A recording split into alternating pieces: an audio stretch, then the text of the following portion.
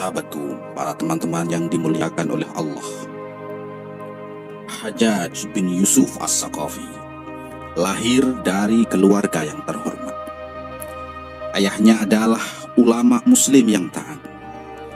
Yusuf, sang ayah, menghabiskan waktunya di Taif dan mengajarkan anak-anaknya tentang Al-Quran. Al-Hajjaj pun kemudian menjadi hafidh dengan menghafal Al-Quran 30 juz penuh. Ia juga selalu menghadiri majelis-majelis para sahabat dan tabi'in dan mengulang-ulang hafalannya. Selain itu, ia juga pandai berbahasa dan memiliki kemampuan public speaking yang baik karena ia bergaul dengan kabilah Arab yang paling fasih dalam berbahasa, yakni kabilah Hudayl.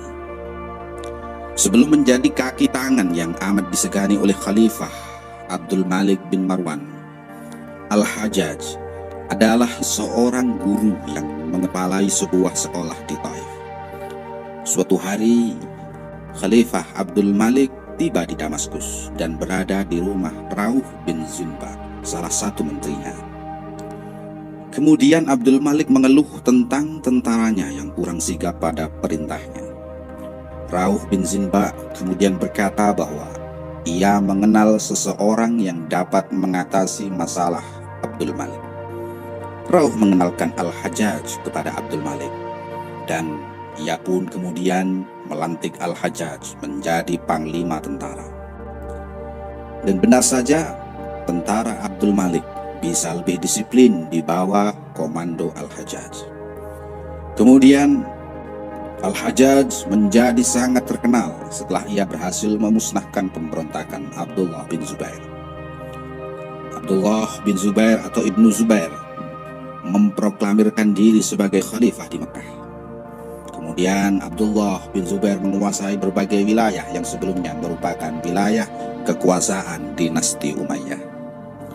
Ibnu Zubair melangsungkan kepemimpinannya selama 9 tahun.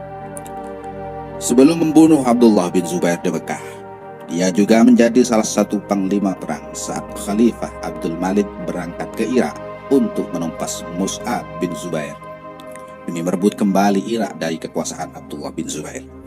Atas kepiawaian dan keberhasilannya menumpas pemberontakan Ibnu Zubair, Khalifah Abdul Malik kemudian memberinya imbalan dengan mengangkatnya sebagai gubernur Hijaz. Selain itu, ia juga menjadi gubernur di 2 wilayah lain, yakni di Yaman dan Yamamah. Dalam 2 tahun masanya menjadi gubernur, Al-Hajjaj telah berhasil menstabilkan dan mengatur keamanan di wilayah tersebut yang digoncang berbagai konflik politik dalam beberapa tahun sebelumnya. Kesatuan wilayah dinasti Umayyah bisa dibangun kembali hanya setelah Al-Hajjaj dapat menguasai Mekah. Kemudian Irak kembali diguncang kekacauan. Banyak pemberontakan terjadi di sana dan gubernur yang diangkat Abdul Malik, yakni Bishr bin Marwan, juga wafat. Demi menumpas berbagai pemberontakan itu, Khalifah Abdul Malik bin Marwan mengutus Al-Hajjaj menjadi gubernur di Irak. Dari Hijaz, Al-Hajjaj kemudian berhijrah ke Kufah, Irak pada tahun 75 Hijriah dengan menyiapkan berbagai strategi dan kekuatan. Abdul Malik tidak melihat seorang pun yang dapat dijadikan pimpinan orang Irak kecuali Al-Hajjaj, karena Al-Hajjaj memiliki kekejaman, kekuatan untuk memaksakan kehendak, kekerasan hati, dan keberanian. Sifat-sifat itu dibutuhkan pada saat itu untuk menertibkan penduduk Irak. Al-Hajjaj memasuki Kufah bersama dengan 12 penunggang kuda sebagai pengiring. Kedatangannya di Kufah ini ditandai oleh khutbahnya yang terkenal. Keberadaannya di Irak sebagai gubernur ini kemudian menjadi perjalanan panjang karir Al-Hajjaj bin Yusuf. Al-Hajjaj juga menumpas perlawanan Khawarij yang dipimpin oleh Qatari bin Fuja'ah di Karman, Persia yang sangat getol melawannya. Pasukan ini di kemudian hari dapat dikalahkan Al-Hajjaj. Setelah kekalahan di Karman dan kaum Khawarij ditimpa keretakan solidaritas, tokohnya bernama Syabib Asy-Syaibani lalu menyerang Kufah dan mendudukinya hingga 2 kali selama berjam-jam. Namun dengan bantuan pasukan dari Damaskus, Al-Hajjaj akhirnya dapat mengalahkan pasukan Syabib Asy-Syaibani. Kaum Khawarij telah menyebar di beberapa wilayah di Irak. Mereka kemudian dimasukkan ke dalam penjara. Kelompok lainnya yang melakukan perlawanan pada Al-Hajjaj adalah kelompok Syiah. Kaum Syiah mulai terpecah-pecah sejak kekalahan kaum Tawwabin. Kaum Tawwabin adalah gerakan orang-orang yang bertobat karena telah mengundang Sayyidina Husain bin Ali datang ke Kufah hingga menyebabkan ia terbunuh di Karbala. Gerakan ini merupakan yang menentang dinasti Umayyah. Terhadap kaum Syiah ini, Al-Hajjaj melakukan tekanan yang sangat berat terhadap hidup mereka. Imam Bakir mengatakan mengenai sikap Al-Hajjaj ini bahwa Syiah itu lebih buruk dari dualisme atau ateis. Hal-hal yang berkenaan dengan Syiah adalah sesuatu yang sensitif bagi Al-Hajjaj dan dapat membuatnya geram. Selain dua kaum di atas, aksi perlawanan juga dilakukan oleh Abdullah bin Jarud tahun 75 Hijriah di Basrah. Sebab perlawanan ini adalah karena pada tahun pertama menjadi gubernur Irak, Al-Hajjaj memotong jatah dari Baitul Mal untuk masyarakat Basrah. Namun perlawanan ini dapat dilumpuhkan. Aksi lainnya ialah gerakan yang dipimpin oleh Mutarraf bin Mughirah. Ia melakukan perlawanan dengan alasan Al-Hajjaj telah menggunakan dana secara tidak jelas, melanggar hukum Allah, kezaliman, dan penyelewengan kekuasaan. Mutarraf dan ayahnya berasal dari keluarga Umayyah yang telah terkena pengaruh kaum Khawarij. Gerakan Mutarraf ini dapat ditumpas pada tahun 77 Hijriah. Setelah berhasil menumpas pemberontakan di provinsi Karman, Al-Hajjaj mulai melakukan ekspansi ke wilayah Sijistan, Afghanistan sekarang. Perluasan wilayah ini di kemudian hari melahirkan pengkhianatan dari panglima pasukannya sendiri, yakni Abdurrahman bin Al-Ash'ath. Al-Hajjaj mengirimnya menjadi panglima lengkap dengan senjata yang canggih pada masanya, baju yang baik, dan perlengkapan logistik yang mendukung, hingga mereka dijuluki sebagai pasukan burung merak. Pasukan ini berangkat ke Sijistan untuk menyerang Raja Radbil, raja bangsa Turki. Raja Radbil telah mengkhianati perjanjian damai dengan kaum muslimin dan menyerang daerah yang dikuasai kaum muslimin serta menghabisi gubernur Sijistan, yakni Ibnu Abi Bakrah. Dalam pertempuran pertama, pasukan Irak yang dipimpin Ibnu Ash'ath meraih kemenangan. Pasukan ini menguasai banyak wilayah di sana. Namun kemudian Ibnu Ash'ath berpikiran untuk menghentikan penyerbuan ke dalam negeri sekaligus dan akan melakukan serbuan yang bertahap di setiap tahun. Ia pun berkoresponden dengan pemimpinnya Al-Hajjaj dengan maksud mengemukakan pendapatnya. Namun pendapat itu ditolak oleh Al-Hajjaj dengan mengatakan bahwa itu adalah sebuah pendapat yang bodoh. Dia mengutus Al-Ash'ath untuk melanjutkan perjalanannya, terus saja perang. Selanjutnya, Abdurrahman bin Al-Ash'ath memberitahu hal ini kepada pasukannya. Ia juga meminta pasukannya untuk berpendapat apakah perintah Al-Hajjaj ini harus dipatuhi atau tidak. Sebagaimana yang telah kami kemukakan, bahwa sudah watak orang-orang Irak yang pelin-pelan selalu membuat huru-hara. Bagi mereka Al-Hajjaj adalah musuh. Maka mereka mengatakan bahwa perintah Al-Hajjaj itu tidak perlu dipatuhi. Pasukan Irak ini juga membujuk Abdurrahman bin Al-Ash'ath untuk membangkang terhadap perintah Al-Hajjaj. Mereka pun mengatakan sebuah janji bahwa akan mematuhi segala perintah Abdurrahman dan taat kepadanya, serta akan berada di belakangnya di setiap langkah. Al-Hajjaj kemudian menghadapi pengkhianatan dan pemberontakan dari pasukan yang dia siapkan sendiri. Perlawanan dari Ibnul Ash'ath ini cukup besar dan membuat pasukan dinasti Umayyah kewalahan. Ibnul Ash'ath berhasil meraih kemenangan dan menguasai Basrah pada tahun 81 Hijriah dan Kufah di tahun 82 Hijriah. Setelah ini kemudian terjadi berbagai pertempuran di tahun 83-nya yang berlangsung selama kurang lebih 100 hari. Perang ini terjadi di tempat yang dikenal dengan nama Darul Jamajim. Khalifah Abdul Malik bin Marwan terus mengirimkan pasukannya untuk membantu Al-Hajjaj sampai mendapat kemenangan. Al-Hajjaj juga meraih kemenangan melawan sisa-sisa pasukan Ibnul Ash'as dalam pertempuran-pertempuran di Maskin. Pengkhianatan dan pemberontakan dari Abdurrahman bin Al-Ash'as ini menyebabkan perang yang besar dan mengakibatkan banyak bangsawan-bangsawan Irak terbunuh. Al-Hajjaj begitu banyak membunuh orang dalam pertempuran di Darul Jamajim dan Maskin ini. Dengan begitu, kekacauan dan pemberontakan di Irak jadi sangat berkurang.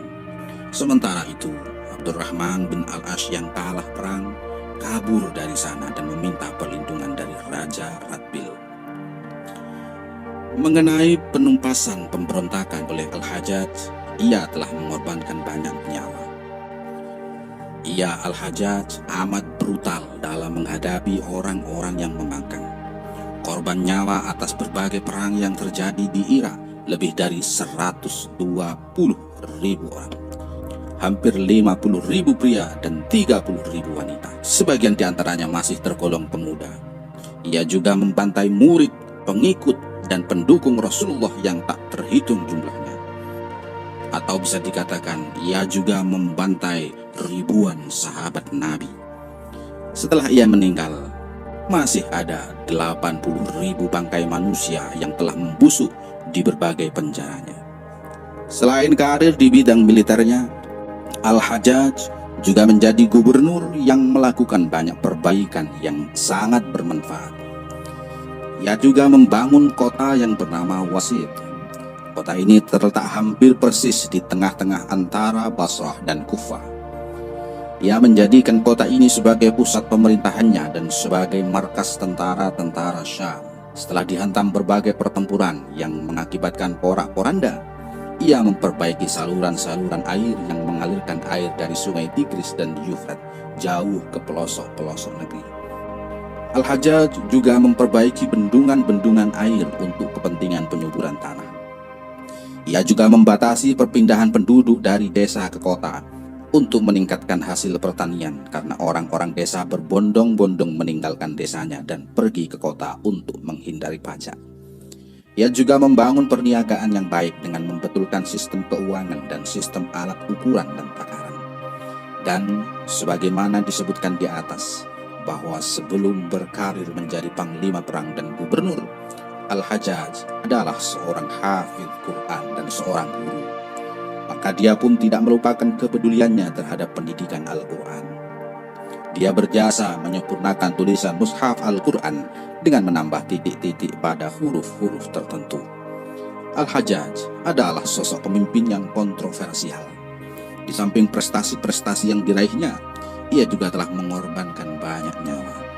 Namun, tetap saja kita tidak dapat mengelak bahwa Al-Hajjaj adalah man of the match dalam setiap perang yang dijalani oleh pasukan dinasti Umayyah untuk mempertahankan kekuasaannya.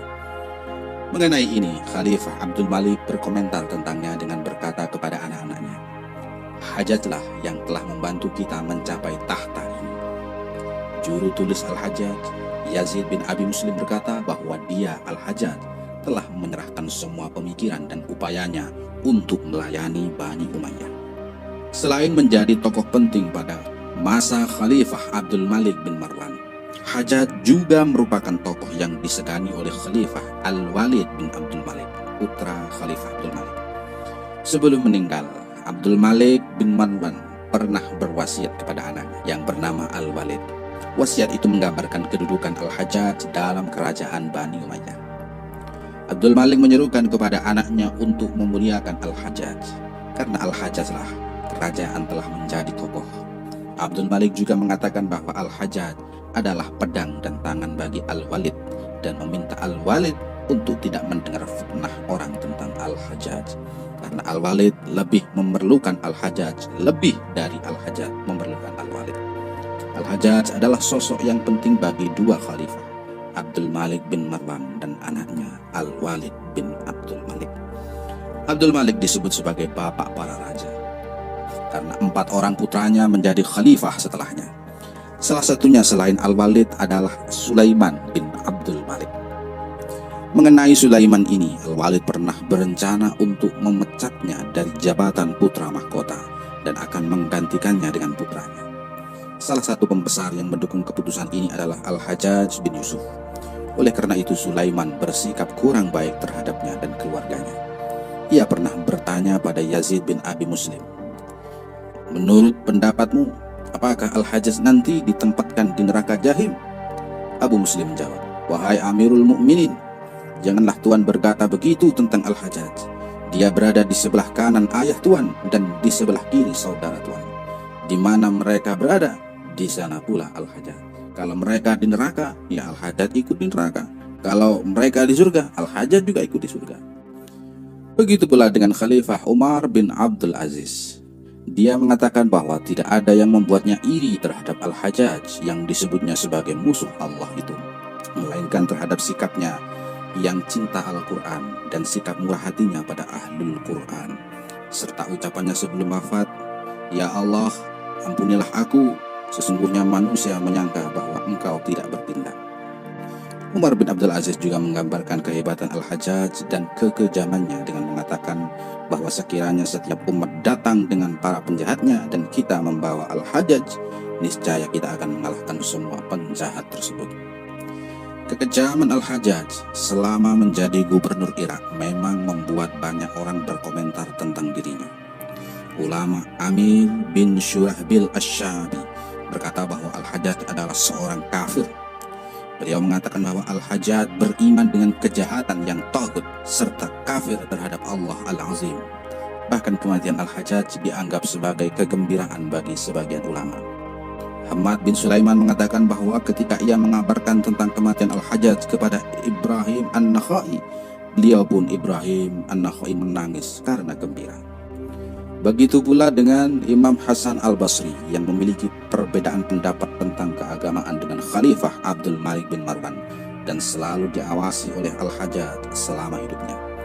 Ketika dikabarkan mengenai kematian Hajjaj, beliau melakukan sujud syukur.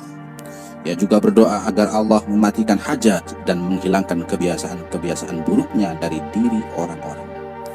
Meskipun Hasan Basri juga pernah mengatakan bahwa Hajjaj adalah azab dari Allah untuk orang-orang Irak yang memiliki sifat pengkhianat.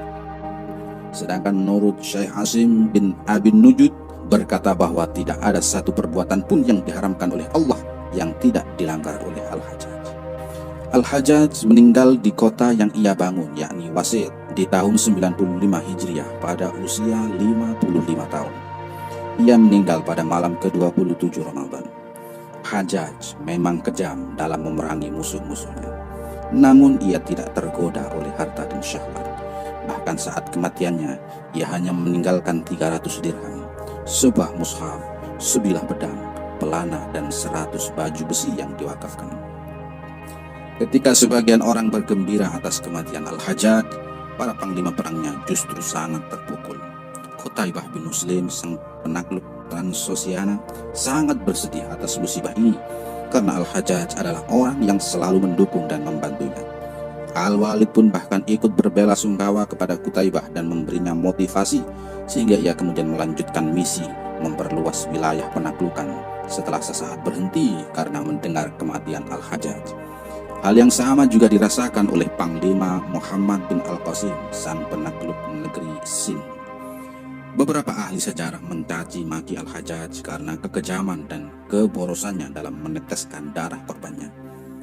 Bahkan Imam Al-Maududi menjulukinya sebagai manusia teror. Namun ada pula ahli-ahli sejarah yang berusaha mencari-cari alasan untuk memaafkannya, mengingat keadaan bahwa Irak selalu ditimpa kekacauan yang tak henti-hentinya. Sejarah negeri Irak telah menunjukkan bahwa negeri itu tidak mengenal ketentraman dan rasa aman kecuali jika dikuasai oleh pemimpin dengan kepemimpinan yang keras. Wallahu a'lam. Wassalamualaikum warahmatullahi wabarakatuh.